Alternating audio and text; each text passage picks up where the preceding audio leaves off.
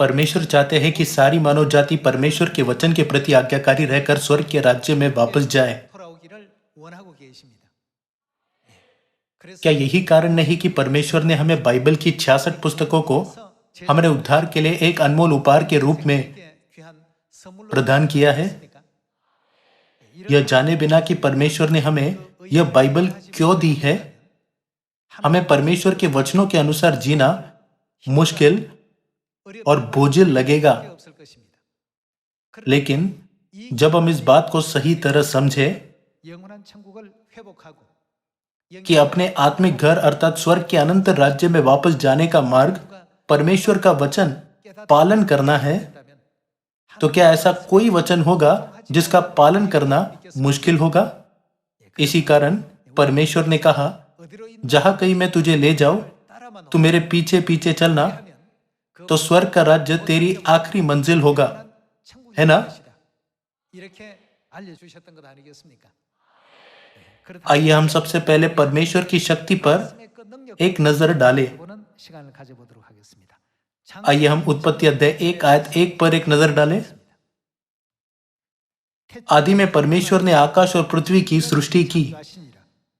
पृथ्वी बेडौल और सुनसान पड़ी थी और गहरे जल के ऊपर अंधियारा था तथा परमेश्वर का आत्मा जल के ऊपर मंडराता था। जब परमेश्वर ने कहा उजियाला हो, तो क्या हुआ? उजियाला हो गया। और परमेश्वर ने उजियाले को देखा कि अच्छा है।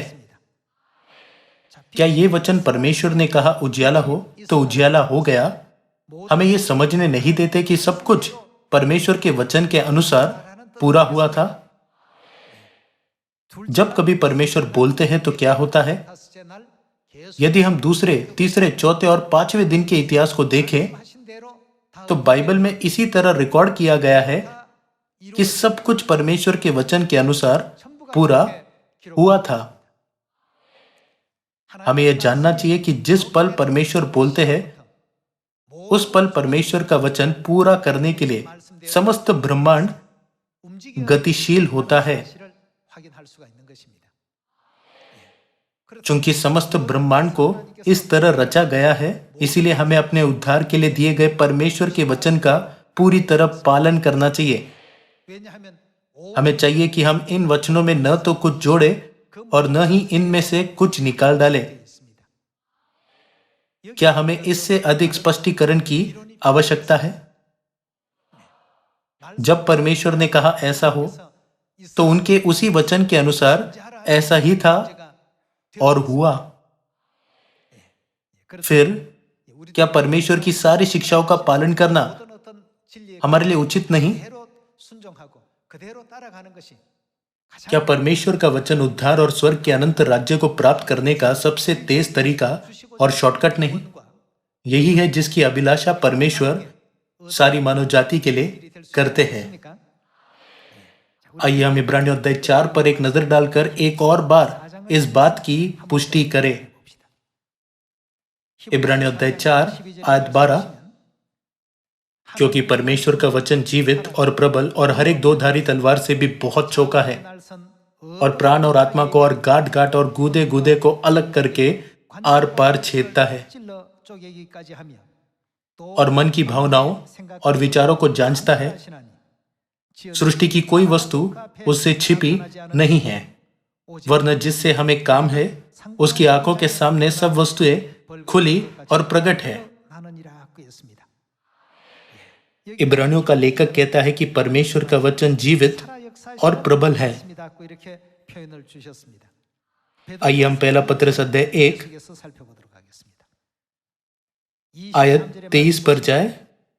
क्योंकि तुमने नाशवान नहीं पर अविनाशी बीज से परमेश्वर के जीवित और सदा ठहरने वाले वचन के द्वारा नया जन्म पाया है। बाइबल के अनुसार हम परमेश्वर के वचन की शक्ति से नया जन्म पा सकते हैं। सभी लोगों, क्या हमें परमेश्वर के वचन को शुद्ध सोने से भी ज्यादा मूल्यवान मानकर इसे किसी भी चीज से पहले प्राथमिकता नहीं देनी चाहिए?